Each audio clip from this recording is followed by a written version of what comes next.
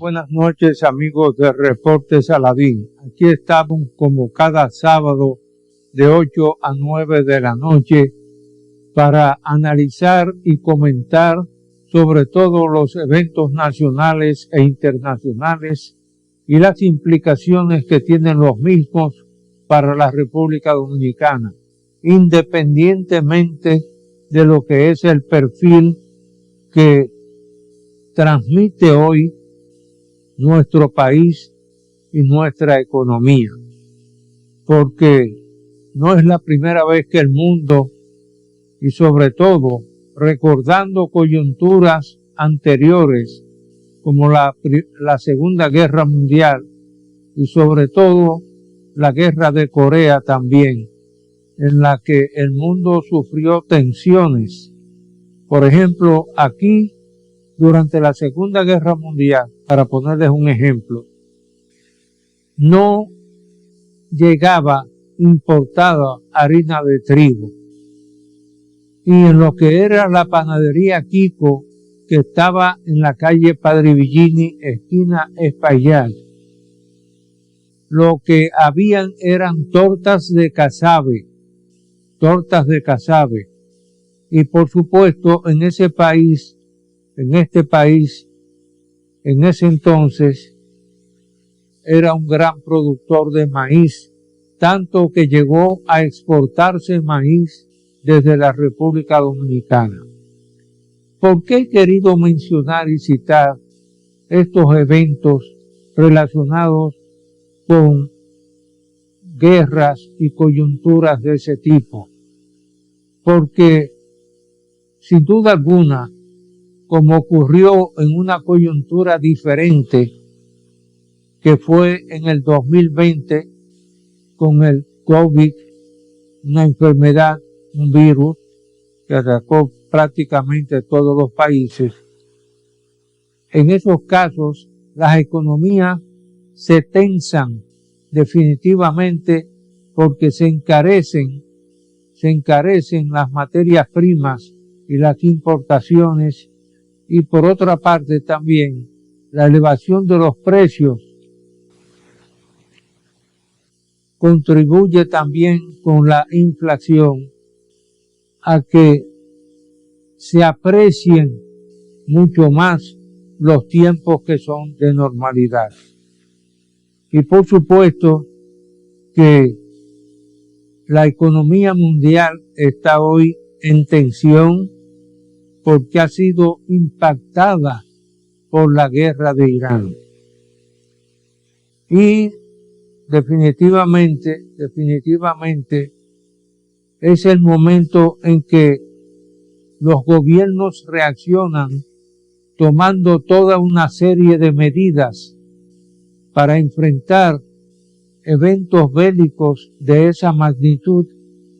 Uno de ellos es el cierre del estrecho de Hormuz, una zona por la que pasa más del 70-80% del comercio mundial. Y solamente esta guerra de Irán provoca automáticamente que los países ribereños tomen medidas, independientemente ya de que existía una piratería establecida en esa zona para asaltar barcos mercantes también. Pero en sentido general, se siente el impacto de la guerra en Irán. Y por supuesto también, y es que los temores que se expresan de que, sobre todo por el alza del precio del petróleo, impacta todos los precios y muy especialmente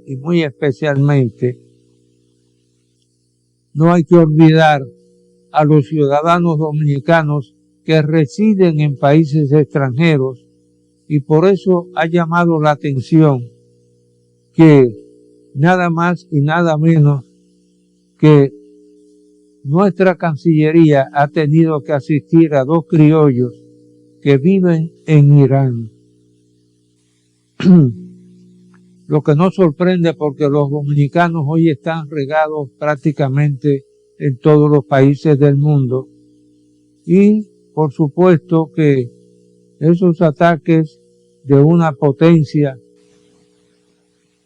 y de Israel contra Irán provocarán también indudablemente una respuesta islámica, y comienzan a verse ya los impactos que tienen estas situaciones bélicas en la economía y sobre todo en los mercados a escala global.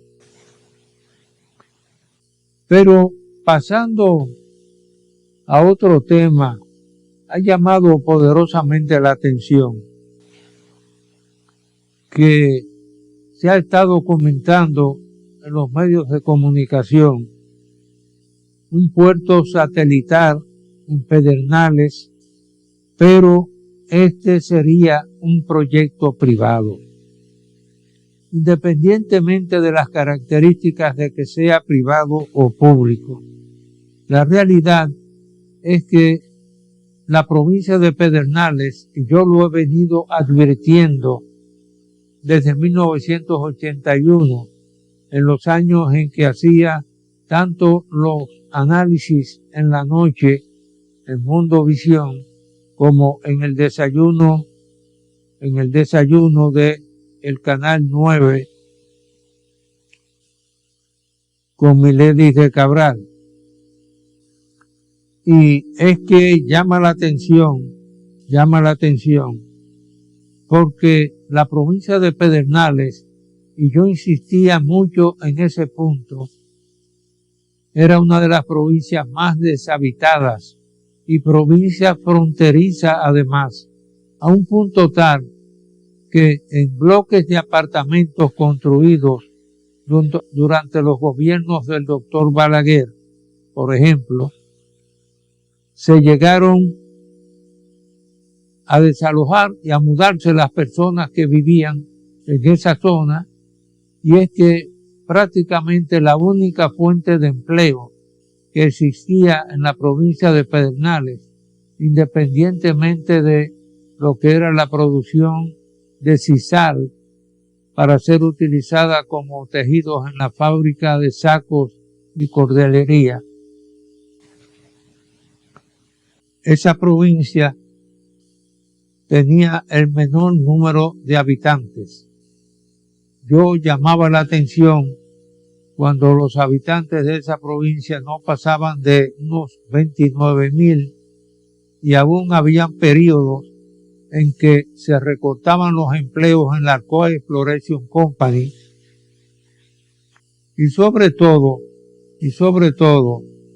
que paralelamente la Alcoa Exploration Company tuvo que fundar una empresa también para exportar piedra caliza, porque la fundación de la bauxita requiere de montañas de piedra caliza que tenía que ser enviada a Point Comfort, en Texas, donde había una de las refinerías para elaborar alúmina, que es el proceso intermedio entre el producto final y el aluminio. Solamente para ponerle un ejemplo, el consumo de aluminio originado por las cervecerías en el mundo entero es sencillamente una cifra astronómica. Pero independientemente de eso, la Alcoa Exploration Company, en un momento dado, cuando se creó la Asociación Internacional de la Bauxita en Kingston, Jamaica, y los países productores y exportadores de bauxita decidieron gravar con un impuesto las exportaciones de bauxita, prácticamente prácticamente la Alcoa Exploration Company se retiró de algunas de las islas del Caribe, se fue a Brasil y a algunos países africanos. Es bueno mencionar estos asuntos porque aún así, una vez que llegó Cementos Andinos, el número de empleos creados no fue tan abundante tampoco en esa provincia, y precisamente es la primera vez que están ocurriendo inversiones masivas en Pedernales, prácticamente una provincia que estaba deshabitada. He querido mencionar esto porque en otras coyunturas, a pesar de que el barril de petróleo sigue en alza, el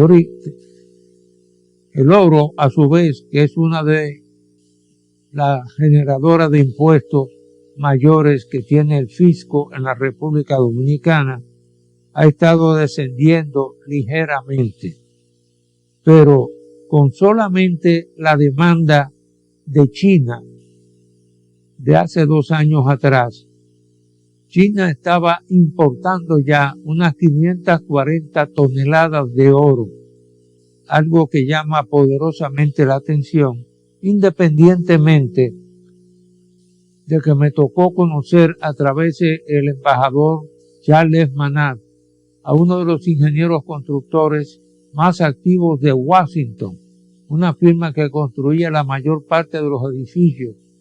Y ese constructor, ingeniero con el que llegamos a comer en una o dos oportunidades,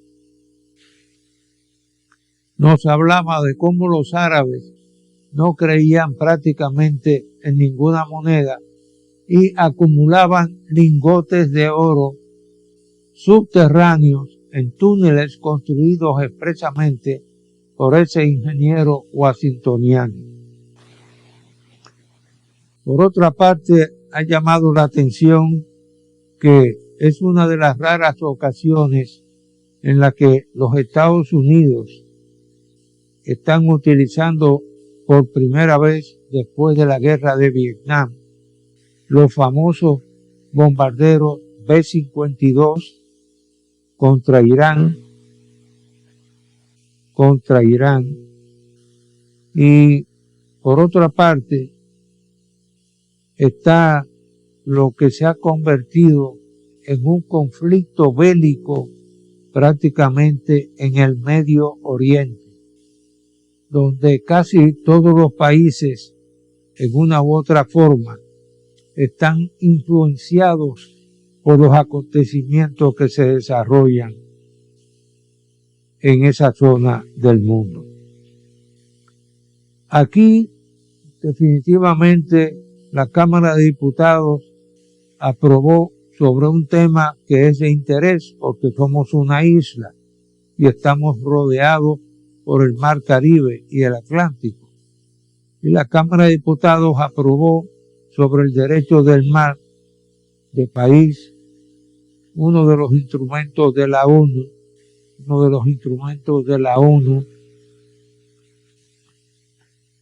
Vamos a pedir excusas para hacer una breve pausa momentáneamente y retornamos en unos instantes.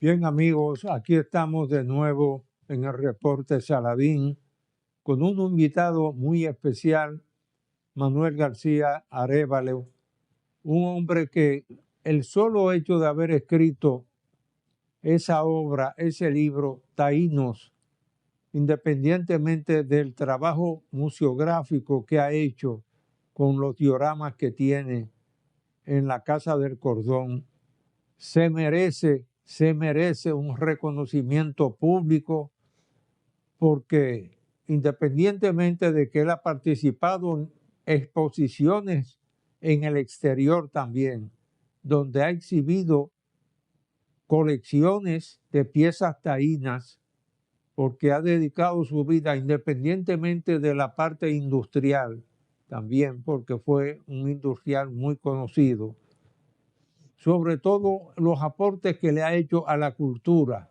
Y este último aporte, visto desde la óptica de alguien que vio en la década de los 50 y tantos, por allá, en que trabajábamos en correos y telégrafos.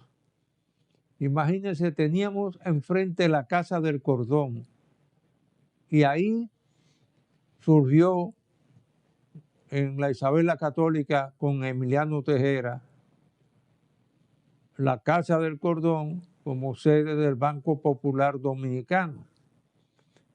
Muchos años después, el Banco Popular Dominicano transformó con el trabajo y el sentido artístico que tiene, y muy especialmente la parte museográfica y los dioramas, completamente ese edificio, convirtiéndolo en una de las joyas arquitectónicas de la ciudad colonial, la ciudad más antigua de América.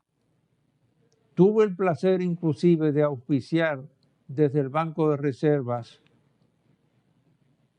los 500 años de la ciudad de Santo Domingo, una publicación auspiciada por el Banco de Reservas cuando yo era administrador general del mismo.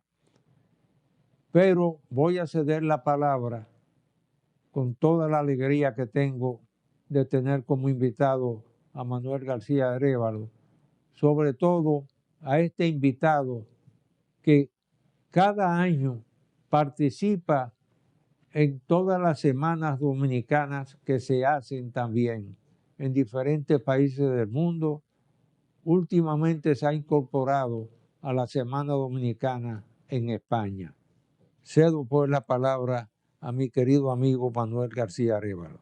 Gracias, Roberto. Para mí verdaderamente es un placer estar contigo en tu programa, saludar a los televidentes y además agradecerte como siempre tus generosas palabras hacia mí. Gracias. Y reiterarte que tu programa pues cumple una función muy importante, orientando y divulgando realidades, hechos y valores de la cultura dominicana y de la actualidad también de nuestro país dentro de la geopolítica. Pues yo pienso que es algo que trasciende a la opinión pública y me siento muy complacido de acompañarte en esta ocasión. Sí, nosotros quisiéramos que tú dieses una explicación de más o menos cuál fue el proceso que se dio para que la Casa del Cordón, y a mí me ocurre como ex empleado público en aquellos años 50, imagínate tú, nosotros veíamos la Casa del Cordón, veíamos el Alcázar desde ahí, desde el Palacio de Telecomunicaciones, que ya existía en esa época. Y veíamos aquellas ruinas abandonadas, excepto que alrededor de 1950 y tantos, un embajador español, Alfredo Sánchez Bella, de recordación, contribuyó grandemente a la rehabilitación del Alcázar, Después nos hicieron ir a misa obligatoriamente a todos los empleados públicos, pero fue una gran contribución que hizo el embajador español, porque prácticamente ahí se detona, en cierta forma, todo ese proceso de ese grupo de dominicanos que tanto contribuyó con su literatura, los libros que publicaron también, a la rehabilitación del patrimonio colonial de República Dominicana, dándole la proyección internacional que hoy en día tiene para beneficio para beneficio sobre todo del sector turismo, que ha sido uno de los nuevos sectores en expansión de la República Dominicana,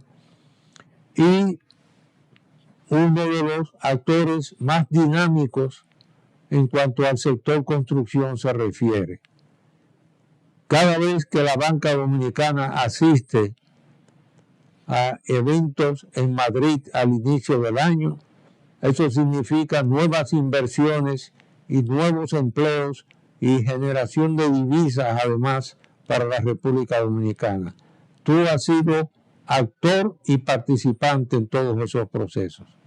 Bueno, es que comencé desde muy joven y la verdad que hay que agradecer, ¿no?, la toma de conciencia que se ha venido desarrollando en el país para preservar el legado arquitectónico de la ciudad de Santo Domingo, que tiene una importancia histórica capital, siendo la ciudad más antigua de América, con unas joyas extraordinarias, tanto de la arquitectura civil como religiosa. En el caso de la Casa del Cordón, el Banco Popular, desde sus orígenes, pues le ha brindado un auspicio, un patrocinio muy especial. Ahí por muchos años estuvo las oficinas ejecutivas del Banco Popular, encabezado por don Alejandro Guillón y otros ejecutivos, como todos los demás, ¿no? Gran personal, dicho sea de paso. Con él compartimos, independientemente de las diferentes funciones que ocupé en la administración pública, con él compartimos mucho y lo visitamos en su Villa de la Romana, porque él como creyente se destacó también en promover, sobre todo, siempre anualmente en el mes de enero, el Día de la Altagracia. Pues muy bien, y se restauró la casa a principios de los años 70. Esa casa estaba totalmente arrabalizada, ahí había una serie de usuarios de manera muy informal, y era una pérdida, una lástima que se perdiera la oportunidad de tener una joya arquitectónica de tanta importancia en ese estado, vamos a llamarle ruinoso, que llegó a un punto en que amenazaba con la estabilidad, la continuidad de la casa, porque pudo haberse derrumbado en algún momento. Sin embargo, la intervención del banco pues fue providencial, y como te digo, a partir de los años 70 del siglo pasado, pues ocupó una posición, las oficinas ejecutivas estuvieron ahí, Manuel Jiménez, el señor Rodríguez, Rafi del Toro, e incluso siendo muy joven, Manuel Alejandro Grillón, que ahora es el presidente del grupo, también hizo su pininos en la Casa del Cordón. Recientemente, ya de hace unos 3 o 4 años, conversamos con el banco y surgió la idea de crear ahí un centro cultural. Sobre todo que se divulgara, que se presentara en una zona donde hay tantas evidencias de la cultura hispánica, ¿no? Las casas reales, el alcázar, como tú bien dijiste, las iglesias y demás, que se presentara algo al turismo y sobre todo también al estudiantado dominicano, de los primeros pobladores del Santo Domingo prehispánico, o sea, los pobladores aborígenes. Y creamos ahí un centro donde yo facilité una serie de objetos arqueológicos que he ido colectando, reuniendo desde hace muchos años, y que a través de ese patrocinio generoso del Banco Popular se pudo instalar una museografía muy adecuada, sumamente atractiva y didáctica, para que el dominicano pueda de alguna manera ver, entender y valorar toda la evolución aborígenes en la isla de Santo Domingo, que tiene una antigüedad de más de 5.500 años atrás. O sea, porque generalmente la gente piensa, y te agradezco tu comentario sobre la cultura taína, pensamos que nuestros indios eran los taínos. Los taínos fue la evolución más avanzada, culturalmente hablando, de ese poblamiento, pero apenas duró 300, 400 años en relación a los 4.000 años que le antecedieron. Hubo una serie de etapas culturales, inmigraciones, y se fue gestando, claro, con todo eso culminó con la cultura taína. Y precisamente en la Casa del Cordón se explican esos pasos, esas etapas culturales, se han empleado las técnicas museográficas más avanzadas, unas ilustraciones hechas por un artista extraordinario, Arturo Asensio, que uno las ve, tiene la sensación de que realmente estamos interactuando con los indígenas. Y como digo, el Banco Popular no escatimó ni esfuerzo ni inversiones para que esta obra y esta proyección cultural con videos, con documentos fuera una realidad y que sirviera de apoyo y que le diera contenido cultural, sobre todo con énfasis en nuestra cultura aborígenes a la zona colonial de Santo Domingo. Me alegro mucho que tú hayas mencionado la evolución del pueblo taíno y sobre todo esos 5.000 años, porque fíjate un detalle,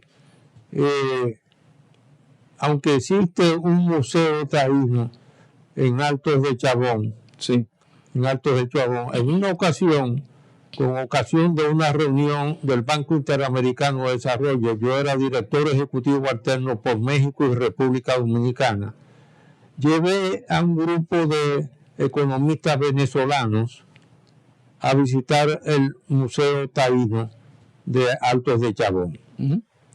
Y ahí, desde que los venezolanos vieron los dioramas, dijeron, por el corte de pelo de los taínos, dijeron, pero estos son los indios motilones de Venezuela, los indios motilones, que era ese corte aquí y aquí, sí, a los lados de las orejas. Realmente los ancestros de los taínos son los arahuacos. Y los arahuacos es una familia lingüística muy extendida en Sudamérica. En Venezuela hay dos grandes familias, la Caribe, que llegaron a las Antillas tardíamente, y los arahuacos, que llegaron hace unos 2.000, 2.500 años atrás. Y a veces uno se sorprende, Manolito, uno se sorprende de que en el Gran Palais y en el Petit Palais en París, Francia, hicieran una exposición y en otro museo más sobre los taínos, la cultura taína. Bueno, eso fue darle la importancia que realmente tenía. Claro, además de que el arte taíno es verdaderamente impresionante, un arte sumamente sugerente, expresivo, no es un arte monumental, como podemos hablar de las civilizaciones aztecas o incas y mayas, pero es un arte que tiene una gran fuerza expresiva, incluso en la miniatura. Y tiene, vamos a decir, la importancia del pueblo taíno de que cuando llegan los descubridores europeos, en la isla de Santo Domingo es que se hace el primer, vamos a llamar, hibridación. Surge aquí la cultura criolla, porque los europeos venían a un medio geográfico totalmente desconocido y tuvieron que aprovechar, valerse, adaptar, asimilar las costumbres, las palabras. Por ejemplo, la palabra canoa es la primera palabra indígena indoamericana que ingresa en un diccionario castellano y europeo, porque Nebrija en 1495 la incorpora, porque Colón la menciona en sus escritos. Y tras la palabra canoa, huracán, casabe, cacique, macana, hamaca, bohío, o sea, una cantidad, y sobre todo hábitos alimenticios, el casabe, todo eso se incorpora. El español tiene que hacer uso, y con ello también los contingentes africanos que vinieron a auxiliar a los indios, tienen que hacer uso de esas experiencias, artesanales y ergológicas, prácticas agrícolas, métodos de pesca. O sea, que el taíno contribuyó de manera pero extraordinaria a gestar esa América criolla. Y por eso la importancia, porque habrán otras civilizaciones y otras culturas quizás que desde el punto de vista tecnológico estén más avanzados que el taíno. Pero el taíno fue la antesala. O sea, el pueblo taíno fue donde verdaderamente se crea por primera vez esa simbiosis, esa fusión entre el europeo y lo americano. Y además de tener un arte muy importante, pues tiene también una, vamos a decir, una participación en la gestación cultural de lo que es hoy Hispanoamérica y el pueblo dominicano en particular. Sí, vamos a hacer una breve pausa y retornamos en unos instantes.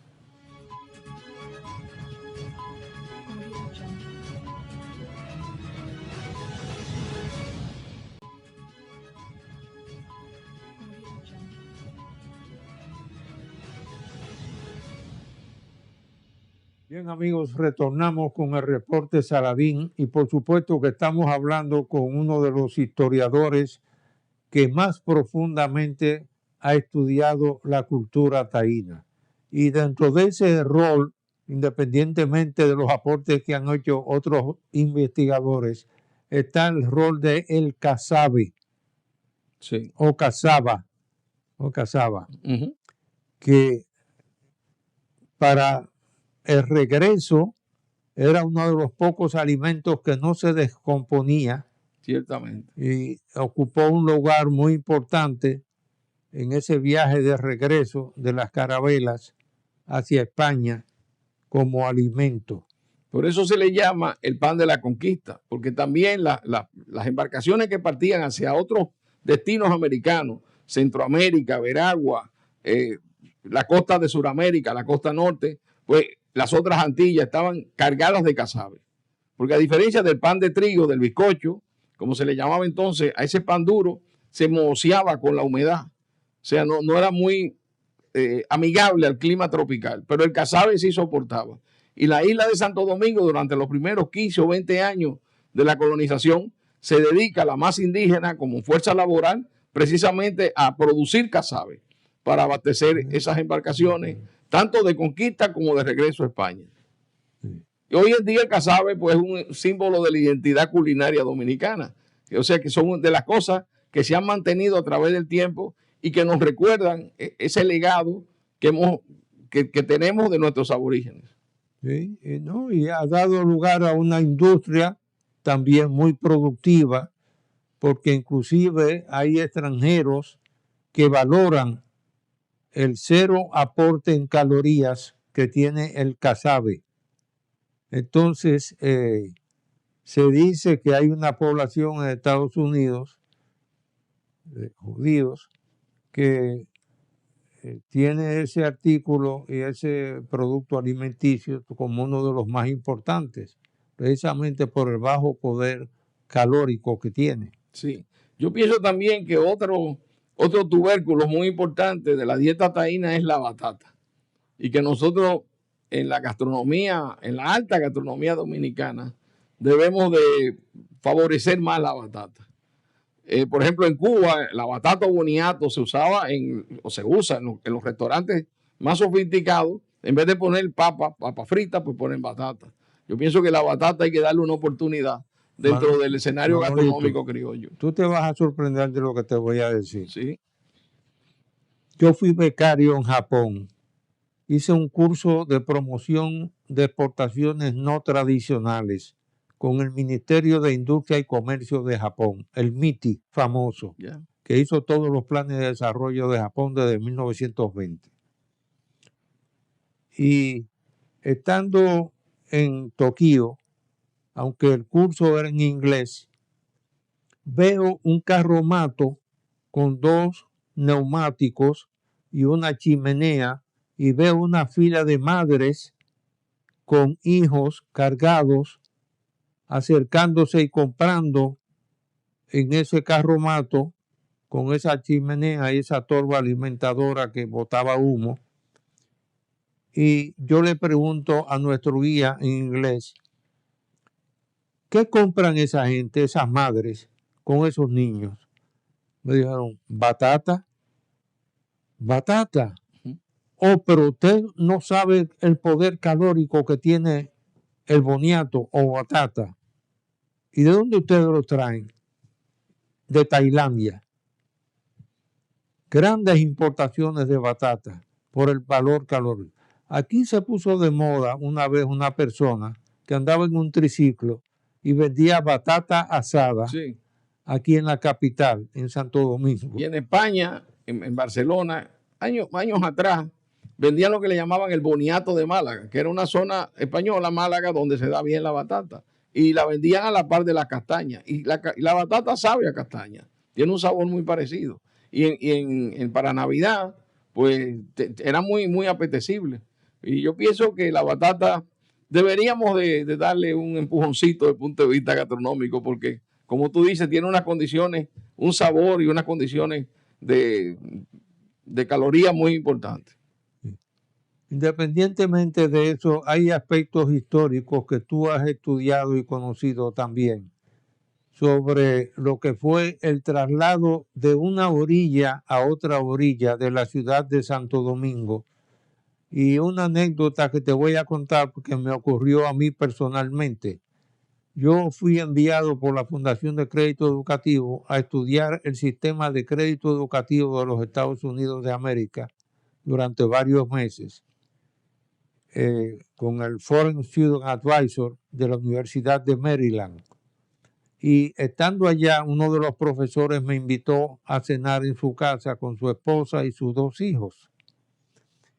Y la presentación que él hizo de mi humilde persona es que él le dijo a sus hijos, miren, cuando los pioneros llegaron aquí alrededor de 1621, ya este señor del Caribe tenía más de 200 años de historia, tenían hasta una universidad en 1538, donde tenían escritores de la fama internacional de Tirso de Molina. Fíjate el rol que jugó nuestra isla. Claro. Y muchas veces los dominicanos no hemos tenido la capacidad de proyectar ese rol que jugamos durante la colonia. Es más, cuando yo le propuse al presidente Balaguer que pidiéramos la sede en 1987 sería, que pidiéramos la sede en 1992, en el 87, 88, la sede en 1992 de la Asamblea Anual de Gobernadores del BID, que se celebró aquí en el Teatro Nacional. Él me dijo, me gusta la idea, Saladín, porque le da una proyección a la ciudad de Santo Domingo, claro, que es lo que queremos. Bueno, terminó el acto de juramentación Enrique Iglesias como presidente del Banco Interamericano de Desarrollo en Caracas, Venezuela, y cuando nos llevan al saludo al señor presidente de Venezuela, cuando yo les repito las palabras, el presidente Balaguer pide la anuencia y apoyo de Venezuela para que se celebre la Asamblea Anual de Gobernadores del BID en Santo Domingo, República Dominicana, por el rol que jugó la isla en la colonización de América, palabras que se usaban antes del encuentro de 2 culturas, dicho sea de paso. Me dice el presidente de Venezuela, no faltaba más, gobernador. Yo era gobernador del Banco Central en esa época. No faltaba más. Venezuela nunca olvida que fue una dependencia de la Capitanía General de Santo Domingo. Ya. Sí. Por mucho tiempo, por siglos. Por mucho tiempo. Pero fíjate, y volviendo un poco a la Casa del Cordón, yo quería enfatizar, ¿no?, la importancia simbólica, histórica, arquitectónica que tiene esta obra, que ha auspiciado con mucha visión y con muchos recursos el Banco Popular Dominicano, porque dentro de ese esplendor, la base fundamental, los pobladores originarios eran indígenas, tanto en la parte oriental como en la parte occidental. Santo Domingo surge por los amores, la acogida que le da la cacica Catalina, porque se evangelizó a Juan Díaz de Auz, que viene y entonces, bueno, la cacica Taína lo recibe y cuando él ve, quería regresar otra vez a la Isabela, él salió huyendo a la Isabela por un problema de una riña que tuvo, ella le enseñó dónde que estaban las minas de oro en el río Jaina. Y él trae a Garay y después viene Bartolomé Colón. Y eso hace que la Isabel original, que había tenido problemas, sobre todo de salubridad y muchos problemas de desórdenes sociales, hubo levantamientos, hubo sublevaciones, bueno, se traslada a Santo Domingo. Y como te digo, tenemos una espléndida muestra de esa importancia tan relevante que tuvo durante los principios del siglo XVI el país, pero también habíamos dejado rezagado un poco la presencia indígena dentro de la ciudad de Santo Domingo, y con la Casa del Cordón pues tratamos de hacer ese acto de justicia simbólica, una reparación, y sumar al contenido cultural y a la oferta cultural y turística de la ciudad, pues un lugar donde se puede apreciar y valorar pues el arte, la cultura y el legado de los aborígenes. Y definitivamente hay que agradecer siempre a nuestro sistema bancario nacional también esa voluntad de apoyar esfuerzos de este tipo, Claro. como el Centro Cultural del propio Banco de Reservas, donde se han hecho numerosas exposiciones también. Que están muy cerca uno de otro. Sí, Están en la muy, misma. muy cerca, muy cerca. Y sobre todo, la colección de libros sobre los naufragios que ocurrieron en el periodo colonial. Pero yo quisiera preguntarte, ¿cuándo se construyó la muralla que rodeó la ciudad de Santo Domingo propiamente? El Santo Domingo originalmente se fundó en la parte oriental y por razones de, hay varias versiones, salubridad, una plaga de hormigas, viene Nicolás de Obando, encuentra que la ciudad no tiene un trazado organizado, se traslada a la parte occidental donde está ahora, ¿no? También había un asunto ahí de repartideras de solares en la parte occidental, en la parte oriental, la primera, pues las ubicaciones estaban muy hechas orgánicamente, como eran las construcciones medievales que no seguían un plano arquitectónico. Bueno, la ciudad se traslada para este lado y evidentemente ahí sí se hace ya un diseño donde se contemplaba espacios públicos, la Plaza Mayor, la Catedral, la fortaleza. Poco a poco se fue levantando la muralla para poder protegerse de los enemigos de España, las otras potencias europeas que rivalizaban con España, como Holanda, Inglaterra y Francia. Habían excursiones de piratería, de corsarios. Y claro, esas murallas duran más de 100 años haciéndose. Y bueno, se va levantando gradualmente por lienzos. Y una serie de fuertes. Una de las casualidades que uno de los primeros arzobispos que tuvimos, Gerardini, sí, expresó que desde el Mar Caribe, en la nave que él venía, él expresó la sorpresa que él sintió mirándolo desde el Mar Caribe por ver la zona tan cuadriculada, palabras textuales que él utilizó, la zona tan cuadriculada y los bloques y manzanas. Sí.